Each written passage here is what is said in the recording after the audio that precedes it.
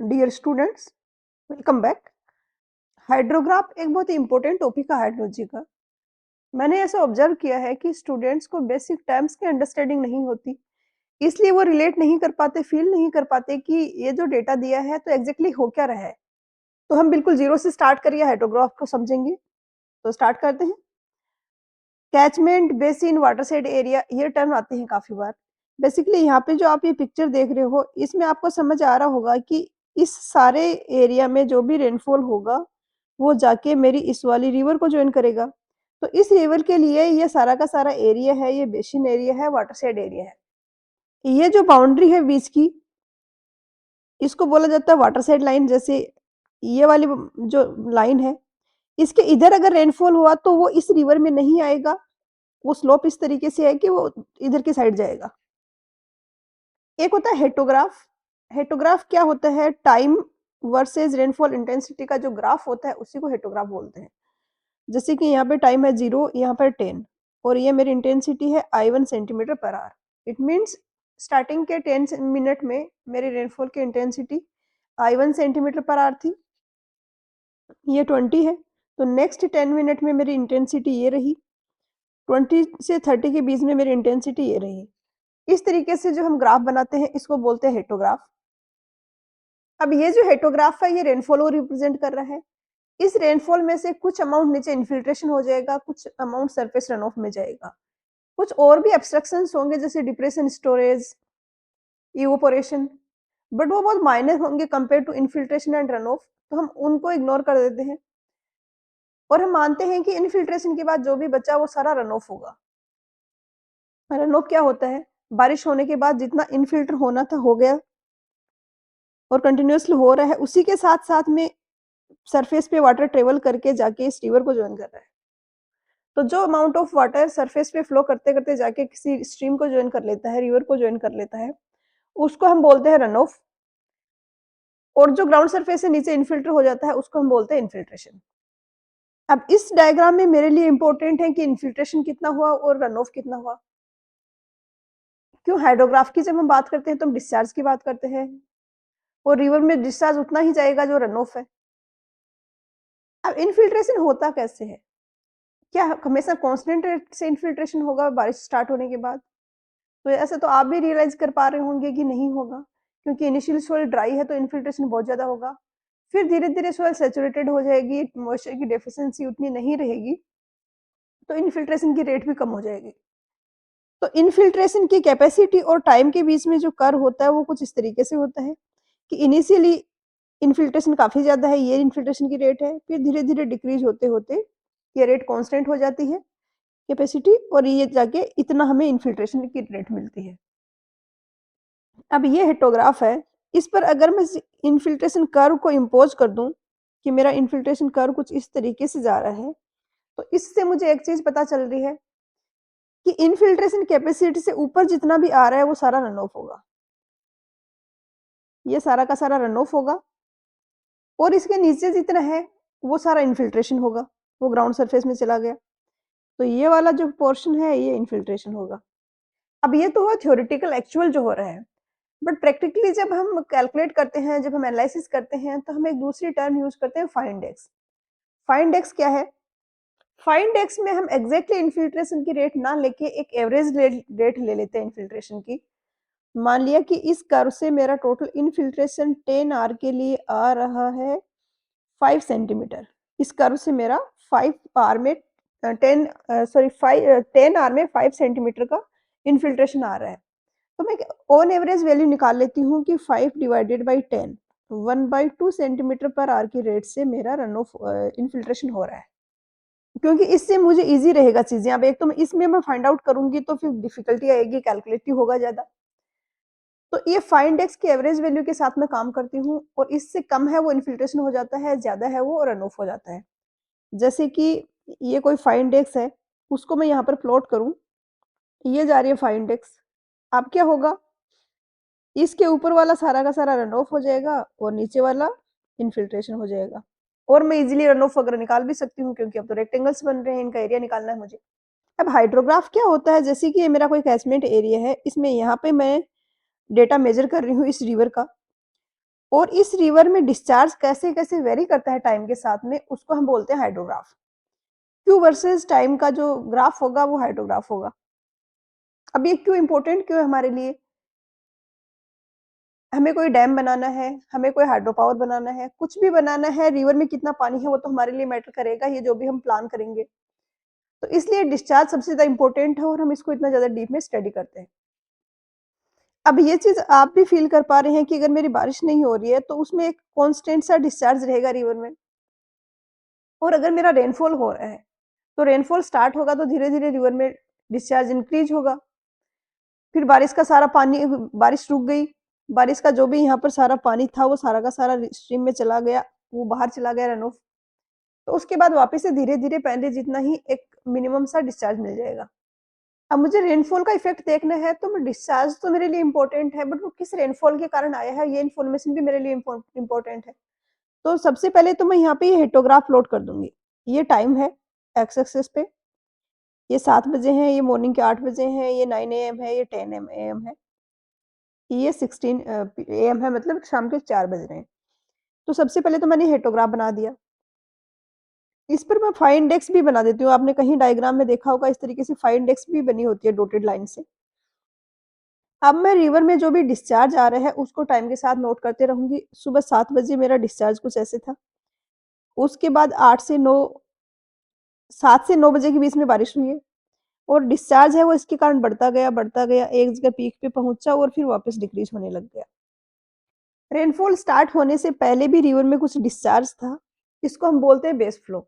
ये इसलिए होता है जैसे कि ये मेरी रिवर है, ये बॉटम है, ये फ्री वाटर सरफेस है और ये सराउंडेड है इस तरीके से माउंटेन से। ये माउंटेन्स हैं, इनमें यहाँ पर ये है वाटर सरफेस और इधर है वो वाटर लेवल ये है। अब रिवर में वाटर लेवल ये है, इधर हाई हेड है, तो वाटर हाई हेड से लो हेड की तरफ ट्रेवल करेगा और जो भी ग्राउंड वाटर इधर है, वो आके इस रिवर को जॉइन करेगा और इसके कारण हमें जब स्टॉर्म में कोई जब स्टॉर्म स्टार्ट नहीं हुआ है, जब बारिश स्टार्ट नहीं हुई है, तो भी हमें एक डिस्चार्ज देखने को मिलता है। तो बेस फ्लो होता है, ये ग्राउंड वाटर के कारण होता है।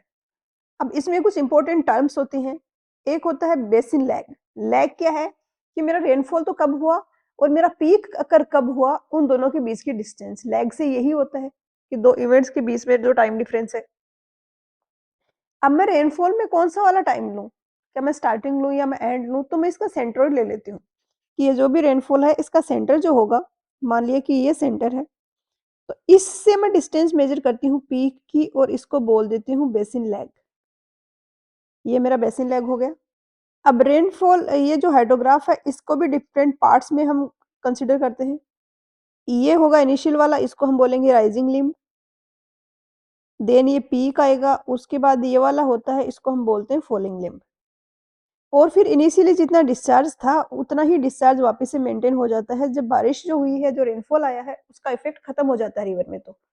अब यहाँ पे हाइड्रोग्राफ में बेस फ्लो भी इंक्लूडेड है, ये बेस फ्लो है। मैं ये जानना चाह रही हूँ कि ये जो स्टॉर्म आया है, ये जो बारिश हुई, इसका मेरे रिवर के डिस्चार्ज में क्या इफ़ेक्ट रहा? तो इसका बेस फ्लो में तो कोई रोल नहीं है, बेस फ्लो तो इस रेनफॉल से इंडिपेंडेंट है। तो मैं और ज़्यादा अच्छे से इस चीज़ों को रिलेट कर पाऊँ, रेनफॉल और जो रिवर में डिस्चार्ज है, उसको रिलेट कर पाऊँ, इसके लिए मैं बेस फ्लो को हटा देती हूँ। क्योंकि ये तो ग्राउंड वाटर के कारण आ रहा है, ये मेरा जो अभी रेनफॉल जिसको मैं कंसीडर कर रही हूँ, उसके कारण नहीं है। तो अगर मैं इसको हटा दूँ बेस फ्लो को और अब जो ग्राफ बनेगा, उसको मैं बोलूँगी डायरेक्ट रन ऑफ हाइड्रोग्राफ। और डायरेक्ट रन ऑफ हाइड्रोग्राफ में जब मैं ये हिस्टोग्राफी प्लॉट करूँगी, तो मैं इन्फिल्ट्रेशन वाला शो नहीं करूँगी। जैसे कि ये मेरी फाई इंडेक्स है, ये फाई इंडेक्स है तो मैं जब डायरेक्ट रन ऑफ हाइड्रोग्राफ बनाऊँगी तो इसके ऊपर वाला इतना पार्ट ही बनाऊँगी, नीचे वाला नहीं बनाऊँगी। क्योंकि अभी जो भी ग्राउंड वाटर में जो भी चेंजेज़ हो रहे हैं, उन सबको मैं फ़ोकस नहीं कर रही हूँ। तो अब जैसे कि ये मेरा डायरेक्ट रन ऑफ हाइड्रोग्राफ आया, तो एक तो ये 0 से स्टार्ट होगा, क्योंकि ये बेस फ्लो था उसको मैंने हटा दिया है। ये मान लिया ये लाइन है, इसके नीचे-नीचे वाला सारा बेस फ्लो है, तो इसको हटा देंगे तो ग्राफ इस तरीके से मॉडिफाई हो जाएगा। अब ये अगर मैंने यहाँ पर हिस्टोग्राफ बनाया हुआ है, बार डायग्राम बनाया हुआ है, तो ये फाई इंडेक्स के ऊपर वाला बनाया है सिर्फ और इसमें इस तरीके से ये राइज़ होगा, इंक्रीज़ होके फिर यहाँ पे 0 हो जाएगा। अब डायरेक्ट रन ऑफ हाइड्रोग्राफ है, उसका एरिया रिप्रेज़ेंट करता है वॉल्यूम ऑफ रन ऑफ को। कैसे? जैसे कि मैं बोलूँ 10 मीटर क्यूब पर सेकंड की रेट से मेरा डिस्चार्ज हो रहा है 5 आवर तक, और 5 मीटर क्यूब पर सेकंड की रेट से मेरा डिस्चार्ज हो रहा है 2 आवर तक, तो उस केस में total volume of run of क्या होगा? तो मैं कैसे निकालूँगी? 10 इंटू 5 इंटू कन्वर्जन जो करना पड़ेगा आर का सेकंड में, प्लस 5 इंटू 2 इंटू 3600 कन्वर्जन के लिए, आर को सेकंड में करने के लिए, और ये मुझे क्यू मिल जाएगा। बट अगर क्यू टाइम के साथ साथ बहुत ज़्यादा वेरी कर रहा है, जैसे यहाँ पर हो रहा है, यहाँ पर ये है क्यू, यहाँ पर ये है, इस तरीके से अगर हो रहा है तो हम क्या करते हैं, ग्राफ बनाते हैं और उसके नीचे का एरिया कैलकुलेट कर लेते हैं। तो ये वाला जो एरिया है इस ग्राफ के नीचे, जो भी एरिया आ रहा है, ये रिप्रेजेंट करेगा मीटर क्यूब में मेरा वॉल्यूम ऑफ रन ऑफ। ये मीटर क्यूब पर सेकंड में है, ये टाइम आर में है, मैं इसको सेकंड में कर लूंगी, ये मल्टीप्लाई करेंगे तो मीटर क्यूब में वॉल्यूम ऑफ रन ऑफ आ जाएगा। अब ये तो है total volume of run of कि इतनी बारिश हुई, इसमें कैचमेंट से मुझे इतना पानी मिला total. Volume of run of को मैं डेप्थ ऑफ रन ऑफ के फॉर्म में भी डिनोट कर देती हूँ।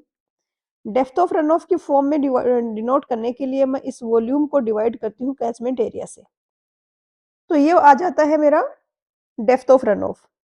तो क्वेश्चंस आपको डेप्थ ऑफ रन ऑफ की फॉर्म में भी मिलेंगे, वॉल्यूम की फॉर्म में भी मिलेंगे, तो ये कन्वर्जन आपको पता होना चाहिए। अब एक टर्म होती है unit hydrograph. Unit hydrograph basically represent करता है कि मेरा टी आर ड्यूरेशन तक रेनफॉल हुआ, और टी आर ड्यूरेशन में टोटल मेरा इफेक्टिव रेनफॉल हुआ 1 सेंटीमीटर। Effective rainfall, rainfall excess, depth of run off, ये सारी चीजें सेम ही है। इफेक्टिव रेनफॉल और रेनफॉल एक्सेस उसको बोलते हैं हम, वो डेप्थ रेनफॉल का जो कि हमें रन ऑफ में मिलेगा। तो टी आर ड्यूरेशन में 1 सेंटीमीटर का मेरा रेनफॉल एक्सेस था, मेरा इफेक्टिव रेनफॉल था। उसके कारण जो डायरेक्ट रन ऑफ हाइड्रोग्राफ बनेगा उसको हम बोलेंगे यूनिट हाइड्रोग्राफ। अब एक तो जब मैं यूनिट हाइड्रोग्राफ की बात कर रही हूँ तो ये हाइड्रोग्राफ मेरा सिंप्लीफाई हो जाएगा। अब इसकी जगह मुझे क्या मिलेगा, मुझे सिर्फ इतना ही मिलेगा, ये ड्यूरेशन टी आर होगी और ये 1 सेंटीमीटर होगा, एक ही मुझे वहां पर रेक्टेंगल मिलेगा। अब ये आपको देख पा रहे हैं यहाँ पे, ये है मेरा इफेक्टिव रेनफॉल 1 सेंटीमीटर, ये ड्यूरेशन है टी आर। इस तरीके से हाइड्रोग्राफ आएगा। ये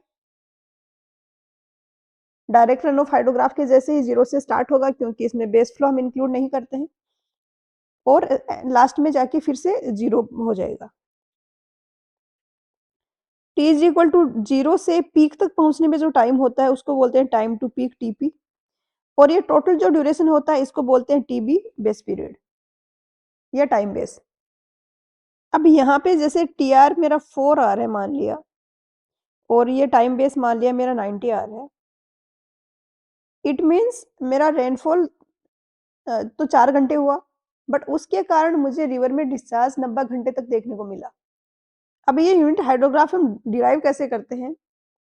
डिराइव करने के लिए जैसे मान लिया कि ये कोई डायरेक्ट रन ऑफ हाइड्रोग्राफ है, इसका डेप्थ ऑफ रन ऑफ आ रहा है 8 सेंटीमीटर, तो इसकी सारी ऑर्डिनेट्स को मैं अगर 8 से डिवाइड कर दूं तो मुझे जो हाइड्रोग्राफ मिलेगा वो ये यूनिट हाइड्रोग्राफ मिलेगा।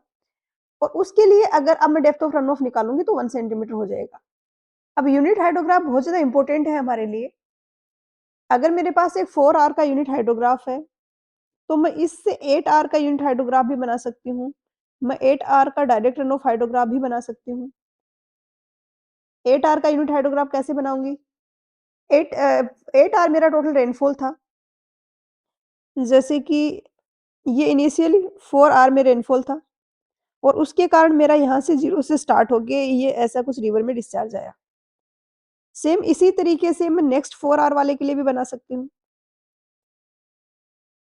नेक्स्ट 4 आर वाला कहाँ से स्टार्ट होगा? ये t इज इक्वल टू 0 से स्टार्ट होके t इज इक्वल टू 4 पे एंड हुआ, और मान लिया ये बेस पीरियड है 90 आर। अब जब मैं दूसरे वाले के लिए बना रही हूँ, टोटल 8 आर है, तो 8 आर को 2 पार्ट्स में डिवाइड किया हुआ है, initially 4 R then again 4 R. तो ये तो मैंने इसके लिए बना दिया।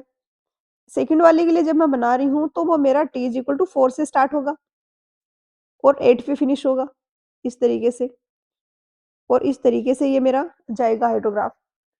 टाइम बेस इसका भी 90 ही होगा क्योंकि 4 घंटे की बारिश हुई है। बट अगर मैं टाइम बेस को यहाँ से काउंट करूँ तो ये जाके 94 पे ऐड होगा, क्योंकि ये यहाँ से स्टार्ट हुआ है तो 0 यहाँ है इसका। अब इन दोनों का क्यूमुलेटिव इफेक्ट देखने के लिए मैं क्या करूँगी, मैं दोनों को ऐड कर दूँगी। फॉर एग्ज़ाम्पल ये है t is equal to 10 R, तो t is equal to 10 R पर एक तो ये 4 घंटे वाले जो मेरा स्ट्रोम आया उसके कारण मुझे ये Q1 डिस्चार्ज मिल रहा है, और t is equal to 10 R पर ये जो दूसरा वाला है, ये वाला स्ट्रोम है, इसके कारण मुझे यहाँ पर कुछ Q2 डिस्चार्ज मिल रहा है। तो किसी पर्टिकुलर टाइम पे मुझे डिस्चार्ज चाहिए तो मैं दोनों को ऐड कर दूँगी। अब ये मेरा सिंपल, और भी इसको सिंप्लीफाई वे में मैं इस तरीके से भी बना सकती हूँ कि दोनों को मैं एक में ही बना दूँ, कि ये इस तरीके से बना, ये बन गया। और किसी भी पर्टिकुलर पॉइंट पे मुझे रीडिंग चाहिए तो मैं इन दोनों को ऐड कर दूँगी। यहाँ पे रीडिंग चाहिए मुझे तो ये आ जाएगा, यहाँ पे चाहिए तो इसका, और ये ऊपर वाले दोनों रीडिंग इनका सम आ जाएगा। इस तरीके से मैंने 8 आवर का हाइड्रोग्राफ बना लिया। अब ये 8 आवर का डायरेक्ट रन ऑफ हाइड्रोग्राफ है, यूनिट हाइड्रोग्राफ नहीं है। यूनिट हाइड्रोग्राफ क्यों नहीं है? यूनिट हाइड्रोग्राफ के लिए डेप्थ ऑफ रन ऑफ है 1 सेंटीमीटर होना चाहिए। यहाँ पे मेरा 1 सेंटीमीटर तो रेनफॉल ये हुआ और 1 सेंटीमीटर ये हुआ, तो टोटल मेरा 2 सेंटीमीटर रेनफॉल हो गया है। तो ये डायरेक्ट रन ऑफ हाइड्रोग्राफ है, यूनिट हाइड्रोग्राफ नहीं है। ऐसा इसलिए क्योंकि 1 सेंटीमीटर का तो मेरा इफेक्टिव रेनफॉल यहाँ पर हुआ, 1 सेंटीमीटर का इफेक्टिव रेनफॉल यहाँ पर हुआ। तो टोटल मेरा इफेक्टिव रेनफॉल कितना हो गया? 2 सेंटीमीटर हो गया। यूनिट हाइड्रोग्राफ के लिए इफेक्टिव रेनफॉल कितना होना चाहिए? 1 सेंटीमीटर होना चाहिए। तो कन्वर्ट तो करना आता है मुझे, क्योंकि डायरेक्ट रन ऑफ हाइड्रोग्राफ में भी 8 सेंटीमीटर को मैंने 1 सेंटीमीटर बनाया था 8 से डिवाइड करके। तो यहाँ पर भी मैं पहले तो Q की सारी ऑर्डिनेट्स निकाल लूँगी, और उसके बाद उनको अगर मैं 2 से डिवाइड कर दूँ, तो मेरा 8 आवर का यूनिट हाइड्रोग्राफ मुझे मिल जाएगा। इसी तरीके से मैं 12 घंटे के लिए भी बना सकती हूँ। अब एस हाइड्रोग्राफ है नेक्स्ट टॉपिक। एस हाइड्रोग्राफ होता क्या है और इसकी ज़रूरत क्यों पड़ी? अभी हमने देखा कि हमने एक 2 4 आर के यूनिट हाइड्रोग्राफ ऐड करके उससे हमने एक 8 आर का यूनिट हाइड्रोग्राफ बना लिया। उससे मैं 8 आर का स्ट्रॉम हाइड्रोग्राफ भी बना सकती हूँ, डायरेक्ट रन ऑफ हाइड्रोग्राफ भी बना सकती हूँ। बट मेरे पास 4 आर का यूनिट हाइड्रोग्राफ है और मुझे 2 आर का यूनिट हाइड्रोग्राफ चाहिए, तो वो मैं उससे नहीं बना सकती। तो इसके लिए ज़रूरत पड़ी एस हाइड्रोग्राफ की। एस हाइड्रोग्राफ होता क्या है? जब हम यूनिट हाइड्रोग्राफ की बात करते हैं तो हम कहते हैं कि टीआर है, ये ड्यूरेशन ऑफ हाइड्रोग्राफ है, टीआर आर का ये हाइड्रोग्राफ है। तो इसमें 1 सेंटीमीटर का इफेक्टिव रेनफॉल हो रहा है टीआर ड्यूरेशन में। जैसे कि 4 आर का यूनिट हाइड्रोग्राफ मैं कोई बता रही हूँ, इट मीन्स मेरा 4 घंटे बारिश हुई है और उसमें मेरा इफेक्टिव रेनफॉल आया 1 सेंटीमीटर। एस हाइड्रोग्राफ में इनफाइनाइट टाइम तक ऐसा जो रेनफॉल है वो चलता ही रहता है, ऐसा स्ट्रॉम अकर होता रहता है एवरी टीआर। यहाँ पे हम मानेंगे कि हर 4 घंटे में 1 सेंटीमीटर का इफेक्टिव रेनफॉल हो रहा है। जैसे कि मैं मॉर्निंग 4 ओ क्लॉक से बात करूँ, तो 4 बजे से लेके 8 बजे तक 1 सेंटीमीटर का इफेक्टिव रेनफॉल हुआ। देन अगेन 8 से लेके 12 तक 1 सेंटीमीटर का इफेक्टिव रेनफॉल हुआ। अगेन 12 से लेके 4 घंटे मान लो 4 शाम के 4 बजे तक 1 सेंटीमीटर का इफेक्टिव रेनफॉल हुआ। और ये इनफाइनाइट टाइम तक चल रहा है ऐसा। तो अब मेरा जो हाइड्रोग्राफ बनेगा वो होता है मेरा एस हाइड्रोग्राफ। अब सबसे पहले तो मैं इसका जो हेटोग्राफ होता है वो बनाऊँगी इफेक्टिव रेनफॉल का। तो ये मेरा आ गया कि एवरी टीआर ड्यूरेशन 1 सेंटीमीटर का इफेक्टिव रेनफॉल हो रहा है। ये टीआर है फर्स्ट वाला, ये सेकंड वाला, ये थर्ड वाला और ये इनफाइनाइट तक चल रहा है। अब जैसे मैंने 4 आर के 2 यूनिट हाइड्रोग्राफ लेके 8 आर का यूनिट हाइड्रोग्राफ बनाने के लिए मैंने क्या किया, मैंने उनको प्लॉट कर दिया कि पहला मेरा ऐसे जा रहा था, दूसरा मेरा ऐसे जा रहा था, और किसी पर्टिकुलर टाइम पे मुझे अगर डिस्चार्ज चाहिए, तो मैं उनको ऐड कर देती हूँ। जैसे यहाँ पर डिस्चार्ज चाहिए तो इसका और इसका ऐड करके जो वैल्यू आएगी वो डिस्चार्ज हो जाएगा। तो यहाँ पर भी सेम चीज़ करनी है, बट यहाँ पर नंबर ऑफ हाइड्रोग्राफ इनफाइनाइट आएँगे। ये पहला हाइड्रोग्राफ आया और ये जाके एंड हुआ है कहीं यहाँ पर। फिर ये दूसरा वाला हाइड्रोग्राफ आया इस वाले के लिए। फिर ये थर्ड वाला जो स्ट्रोम आया, उसके लिए हाइड्रोग्राफ यहाँ से स्टार्ट होके इस तरीके से जाके यहाँ पर कहीं एंड हो रहा है। और इसमें जो टोटल डिस्चार्ज होगा, वो इस तरीके से वेरी करेगा कि ये चलते-चलते, बढ़ते-बढ़ते एक पॉइंट पे जाके कांस्टेंट हो जाएगा और फिर कांस्टेंट रहेगा। और इस कांस्टेंट डिस्चार्ज को बोला जाता है इक्विलिब्रियम डिस्चार्ज। और इसकी वैल्यू होती है Q = 2.78 A/T। A kilometre square में एरिया है, T आवर्स में ड्यूरेशन ऑफ रेनफॉल है, जो 4 आवर स्टॉर्म का 4 आवर का यूनिट हाइड्रोग्राफ से हम डिराइव कर रहे हैं एज हाइड्रोग्राफ, तो TR मेरा 4 आवर हो जाएगा। और Q है, वो डिस्चार्ज आएगा मीटर क्यूब पर सेकंड में। ये तो हो गया क्वेश्चन की बात कि ऐसा क्वेश्चन पूछा जा सकता है। बट ऐसा अकर क्यों हो रहा है? अब जैसे कि मैं यहाँ पर कोई पॉइंट ले रही हूँ, तो मेरा एक ही हाइड्रोग्राफ कंट्रीब्यूट कर रहा है क्यू में। यहाँ पर कोई पॉइंट ले रही हूँ, तो ये भी आ रहा है, ये भी आ रहा है। इसलिए मेरा डिस्चार्ज इधर बढ़ रहा है, यहाँ से लेके यहाँ पहुँच गया। इसके बाद ये पर्टिकुलर पॉइंट लिया, तो इसमें ये भी आ रहा है, ये भी आ रहा है और ये भी आ रहा है। इन तीनों का मिला के जो डिस्चार्ज आएगा, वो यहाँ हो गया। इसके बाद आगे कोई पॉइंट लिया, तो उसमें और भी ज़्यादा नंबर ऑफ हाइड्रोग्राफ आ रहे हैं, तो यहाँ आ गया। जब फर्स्ट वाला हाइड्रोग्राफ मेरा एंड हो जाएगा, यहाँ पे जो हो रहा है मेरा फर्स्ट वाला हाइड्रोग्राफ एंड, तो अब क्या होगा, इस पॉइंट पर मैक्सिमम नंबर ऑफ हाइड्रोग्राफ्स कंट्रीब्यूट कर रहे हैं। इससे आगे अगर मैं मूव करूंगी, तो नया हाइड्रोग्राफ ऐड होगा, तो पिछला खत्म होता जाएगा। इसलिए यहाँ पर मुझे मैक्सिमम जो डिस्चार्ज मिल रहा है, पीक जो इसको हम इक्विलिब्रियम डिस्चार्ज बोलते हैं, वो मिल रहा है। अब क्वेश्चन आपसे पूछा जा सकता है, ऐसा हाइड्रोग्राफ होता क्या है, उसका डिस्चार्ज पूछा जा सकता है। और ये पूछा जा सकता है कि क्या आपके पास 4 आर का यूनिट हाइड्रोग्राफ है, आप उससे 2 आर का यूनिट हाइड्रोग्राफ बना सकते हो ऐसे हाइड्रोग्राफ की हेल्प से? तो हाँ, आप बना सकते हो। और ये कैसे बनता है, ये आपके लिए इतना डेप्थ में जाने की जरूरत अभी नहीं है। अभी जो जिस भी लेवल के क्वेश्चंस पूछे जा रहे हैं, उनमें ये नहीं पूछा जा रहा है कि कैसे इसको डिराइव करें हम। तो इस लेक्चर को यहीं एंड करते हैं, मिलते हैं नेक्स्ट लेक्चर में। पढ़ाई करते रहिए। All the very best.